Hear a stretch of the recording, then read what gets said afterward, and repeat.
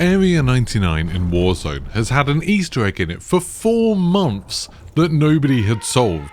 It was mentioned on a recent Call of Duty podcast, and then today a bunch of people managed to solve it. I think the first team was led by the streamer Passive Puppet. We managed to solve it ourselves a little bit later, and here I have the complete guide for you. There's one particular step that is really difficult to do if you don't know all of the locations. So we've just spent a few hours finding the last location of the mannequin to make sure that you can do this every single time using this guide. If you use this guide, let us know in the comments how you get on. Don't forget to like and subscribe. All of that engagement helps the channel out an absolute bunch. A massive thanks to Cobb, Brug and Wolfman Alpha who helped us out while we were in this game searching for everything and trying to get it done, and Wolf, who is the guy who made the map that you're going to see in this video, and of course Cassian, who's been helping out to track all of this stuff a bunch. Right, let's get on with it. The first thing that you need to do is drop into Area 99 with at least 2 people. As far as I can tell, this is literally impossible to solo. The game won't let you do the final step if you don't have somebody with you. You and your team need to drop into Mannequin Assembly, and the first objective is to knock the heads off 12 mannequins. Now the only mannequins that you can knock the heads off are the ones that spawn with clothes on, and there's 24 in total, but only 12 will spawn in your game. It's completely random which 12 will spawn. So here quickly I'll talk you through all 24 of the mannequin spawns and where to find them. Some of them are super sneaky.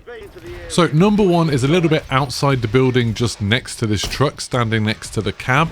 Number 2 is very close to that one. There's a skip by a wall. You should be able to see him there. Number 3 is a woman in red, and she's just standing next to the handrail, next to some stairs. And then for number 4, you want to just go inside the doors and there'll be a box, and you should just be able to see her head sticking out of the top. That's what you need to shoot.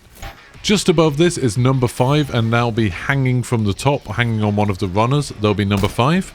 Number 6 is actually in this little corridor that goes underneath this section. Again, it's another head sticking out of a box. Super hard to see. You can kind of see it silhouetted if you stand at the right angle.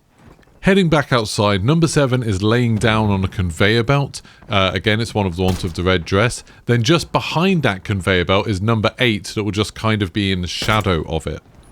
If you just go inside the other building with the furnaces, number 9 is just on the left, right in the corner, next to a little section that you can't get into. Then on the opposite side of the room, next to a big circular door, there'll be number 10 just standing to the right of it.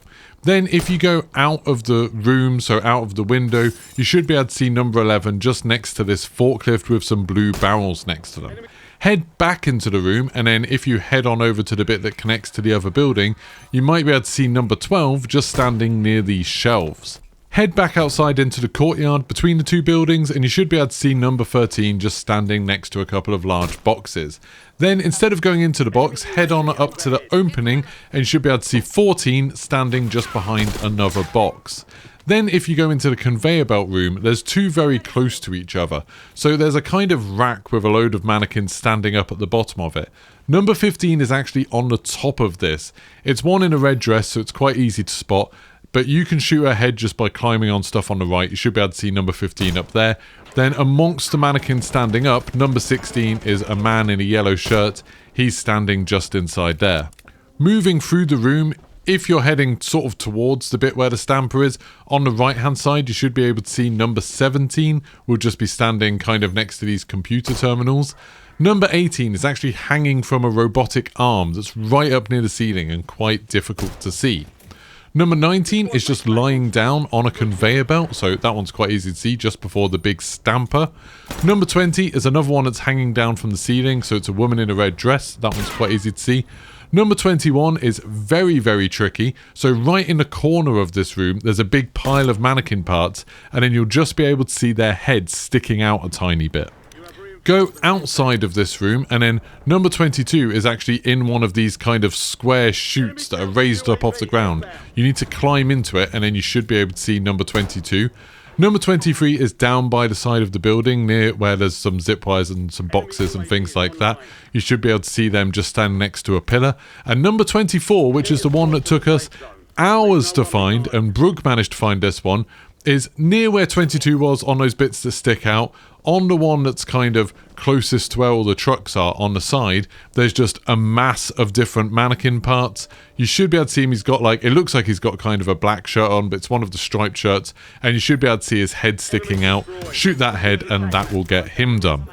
Now you need to get 12 of these during the first circle. We don't know the exact timing. I know Cassian experimented with this and did it 3 seconds before the first circle came in, and that didn't work, so you have to do these pretty quickly.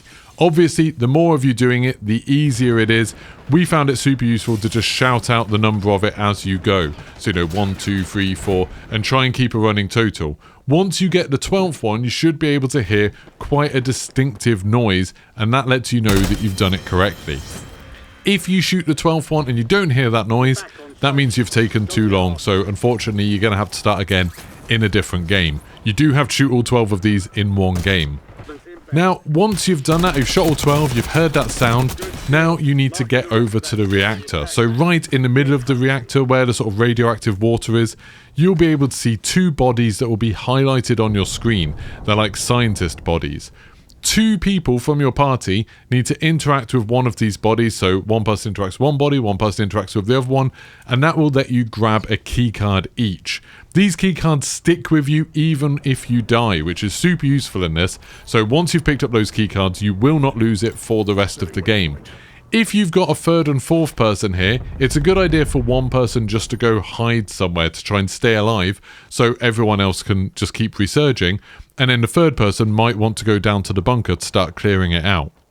Now the 2 people who have the keycards need to head on over to the bunker. Obviously by now you might have the gas closing in, so try to get there pretty quickly. And then down in the bunker, in the main room where there's the kind of big circular table, there's 2 computer consoles against the wall. You need to interact with each of these at roughly the same time. You can be a few seconds apart from each other, that seems to be fine. It will say something like launch the nukes. Both of you interact with that at the same time, just do a little countdown. Then you'll hear loads of sirens going, and it's a good idea to head on outside so you can see the rewards for your actions. You have now successfully launched a bunch of nukes and blown up a bit of the desert, I guess. It's a little bit strange. It does have the effect of kind of blinding people and making you put your hand up to your eyes for a second, but it doesn't kill anyone and it doesn't win you the game. And even more frustratingly, you don't get any rewards from it as far as we can tell. You don't even get something in-game, like you don't get a loadout or sort of specialist or something like that. I think the reward is just seeing all these nukes going off. We're not 100% sure if other players in the game can even see this happening. We didn't have anybody react in text chat, so it'd be great to let us know in the comments if you do see this with someone else doing it in the game, whether you notice it happening at all. After the nukes go off, there's kind of cool lighting for a little while, everything's a little bit red, but then it just kind of fades away and nothing happens. We even tried winning a game after doing the Easter egg, but still nothing happened. There's no special ending or anything like that. So that's a little bit of a downer. But it is absolutely awesome that Treyarch's first Warzone map did have an Easter egg in it. It went for 4 months. That's the longest an Easter egg's been in the game that we haven't discovered as far as we know. So that's really, really cool. I'm glad it got found just before Area 99 goes away. And remember, this is going away on Wednesday. So on Wednesday, you won't be able to play this map anymore. So if you want to try this Easter egg, make sure that you do it now.